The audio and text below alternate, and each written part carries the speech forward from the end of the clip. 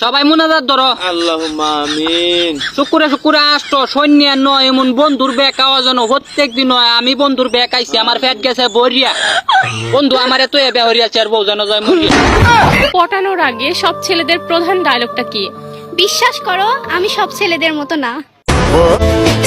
পুরুষদের বউদের তো ভালোই লাগে, সেটা ঘরের বউ হোক আর না হয় পরের বউ হোক। হ্যালো গাইস, কেমন আছেন সবাই? আশা করি অনেক অনেক ভালো আছেন। তো বরাবরের মতো আমাদের নতুন আরেকটি ভিডিওতে স্বাগতম। তো আজকের ভিডিওতে আপনারা দেখবেন রিসেন্টলি সোশ্যাল মিডিয়া টিকটক আপন অস্থির সব মজার ভিডিও, যে ভিডিওগুলো দেখলে হাসতে হাসতে পেট ব্যথা হয়ে যাবে, গ্যারান্টি দিচ্ছি। পরিবারকে বলতে না পারে একটা কথা, বিয়ে বিয়েটাই কেন? বিয়েটা কারণ বিয়েটা প্রত্যেক ছেলেরই একটা ইমোশন। এখন এই যে শীতের রাতে বউ না থাকলে জমে না।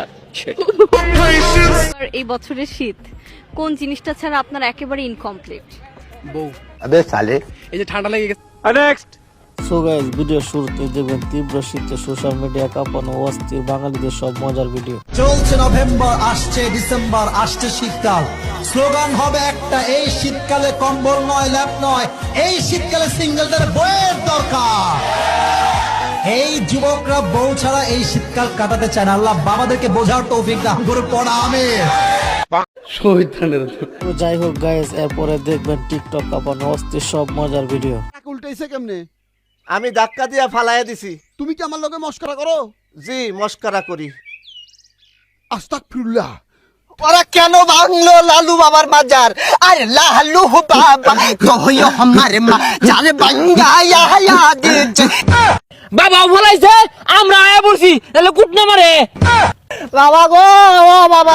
আরে চোখের পানিতে বুকটা বাইসা যায়। সো গাইস, এরপরে দেখবেন মোশাররফ করিমের অস্থির একটি ফানি ডায়লগ।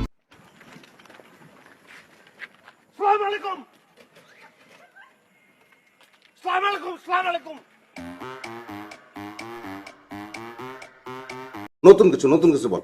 সো গাইস, দেখতে দেখতে ভিডিও শেষ পর্যায়ে চলে এসেছে। কমেন্ট করে জানাবেন ভিডিওটি আপনার কাছে কেমন লাগছে, কোন পার্টি দেখে মজা পেয়েছেন সেটা জানাতে কিন্তু বলবেন। আর ভালো লাগলে চ্যানেলটি সাবস্ক্রাইব করবেন। আমি হলাম পাগলদের পাগল ডাক্তার, কিন্তু আমি তো পাগল না। সব পাগলরা সেম কথাই বলে।